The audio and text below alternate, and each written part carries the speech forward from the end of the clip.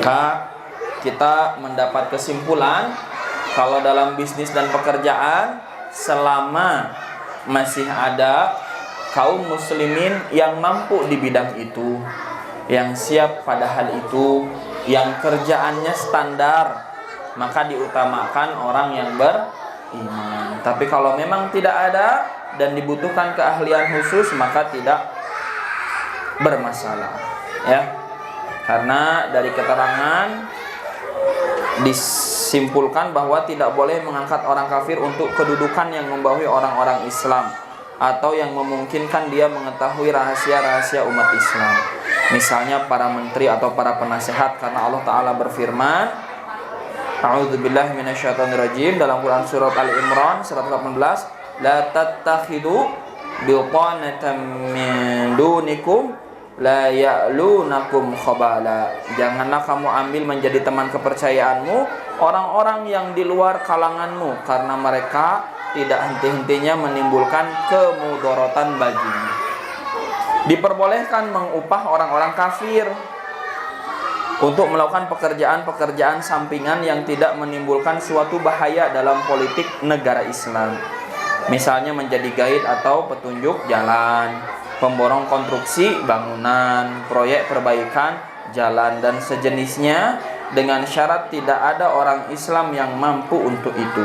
Karena Rasulullah SAW dan Abu Bakar pernah mengupah seorang laki-laki musyrik dari Bani Adil sebagai penunjuk jalan ketika berhijrah ke Madinah. Jadi ya Ibu, boleh ya kerjasama dalam urusan bisnis, tapi dalam urusan menjadikan pemimpin, menjadikan wakil, maka lebih utama memilih orang beriman yang jujur. Kemudian bagaimana kalau dalam urusan perang? Nah, ini poin kedua. Bagaimana kalau dalam urusan perang?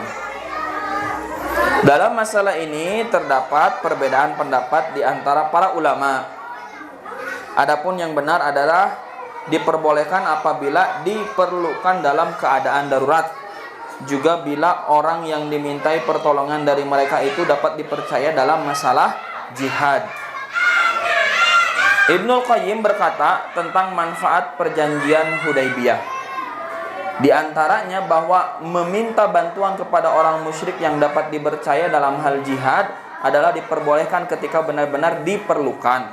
Dan pada orang musyrik itu juga terdapat maslahat, yaitu ia dekat dan mudah untuk bercampur dengan musuh dan dapat mengambil kabar dan rahasia mereka. Adapun jika tidak diperlukan, maka tidak diperbolehkan meminta bantuan kepada mereka, karena orang kafir itu sangatlah dimungkinkan berkhianat dan bisa jadi menjadi senjata makan tuan oleh karena buruknya hati mereka. Jadi Ibu, kalau dalam peperangan tidak masalah juga kita minta bantuan kepada orang kafir. Contoh pada saat perang penaklukan Konstantinopel. Nah, yuk nggak? Saat perang penaklukan Konstantinopel.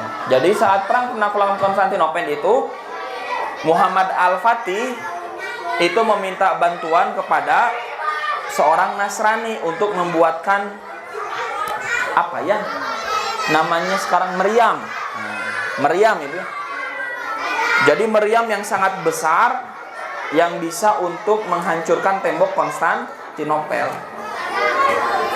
Dan dari jalur itu pun akhirnya apa? Dapat sekutu di wilayah dekat Konstantinopel.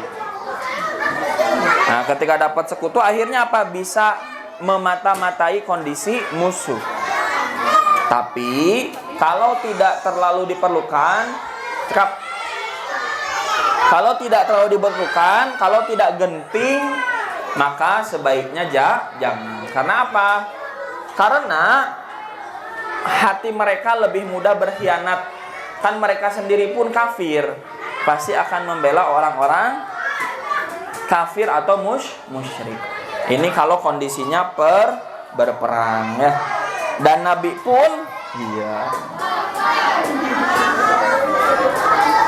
pun apa? Dan Nabi pun mengambil manfaat dari perjanjian Hudaybiyah. Nabi juga ada manfaat dari perjanjian Hudaybiyah. Itu ya,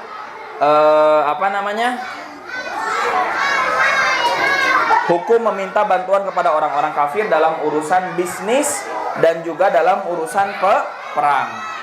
Tapi kalau dalam urusan kepemimpinan, maka tidak boleh mengangkat orang kafir untuk kedudukan yang membawahi kaum muslimin, seperti menteri atau mungkin bupati begitu. Apalagi gubernur, itu tidak boleh. Ya. Karena kata ibu begini ya, kalau kita punya kekuasaan, itu artinya kita punya satu kekuatan yang tidak dimiliki oleh banyak orang. Kalau seseorang menjadi pemimpin, kata ibu, contohlah jadi presiden gitu ya, maka presiden ini punya alat yang namanya hukum. Presiden bisa menetapkan hukum. Kalau di Indonesia mah ya, kalau di negara Islam mah hukum mah ketetapan dari Allah. Kemudian presiden bisa menentukan apa lagi? Geraknya aparat keamanan seperti tentara, polisi, misalkan gitu ya, pasukannya. Misalkan ini mah kita nggak bicarakan Indonesia ya, enggak. Tapi kalau punya kekuasaan itu, bayangkan ada satu orang punya kekuasaan sebesar itu. Dia bisa menggerakkan ekonomi. Ya. Contoh misal, di sini ada lahan nih luas. Tidak produktif.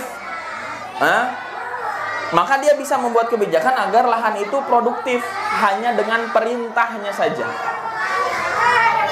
Itulah kekuasaan yang dimiliki oleh seorang pemimpin. Dan bayangkan, masyarakatnya kaum muslimin semuanya, tapi yang mimpinnya orang yang tidak beriman kepada Allah. Maka apa yang terjadi? Yang terjadi, contoh misalnya, seperti halnya, jangankan soal pemimpin lah, di masyarakat aja. Di India, di India ada seorang kakek tua mau mengunjungi anaknya di kota. Dia bawa bekal di toples daging sapi. Penumpang lain adalah orang-orang yang mendewakan sapi atau mensucikan sapi sebagai hewan yang suci. Apa yang terjadi? Ditenggelam di dalam gerbong kereta. Itu baru dari segi masyarakatnya. Bayangkan kalau tadi satu orang jadi pemimpin, memimpin kaum muslimin dan punya itu semua. Gitu ya, Bu ya. Maka berbeda cerita kalau umat Islam yang memimpinnya. Kita ini punya ketaatan kepada Allah. Kita bedakan mana yang zimmi, mana yang harbi. Kalau antara orang beriman dengan kafir zimmi, orang beriman yang salah, orang beriman yang mencuri, maka orang berimanlah yang dipotong tangannya. Muslim itulah yang dipotong tangannya kalau dia yang berbuat zalim. Maka beda posisinya kalau orang beriman yang memimpin dengan orang kafir atau orang musyrik yang memimpin. Gitu. Ya, makanya dalam kepemimpinan tidak bisa. Tapi dalam urusan berbisnis itu boleh, kerjasama itu boleh, jual beli itu boleh, transaksi jasa itu boleh.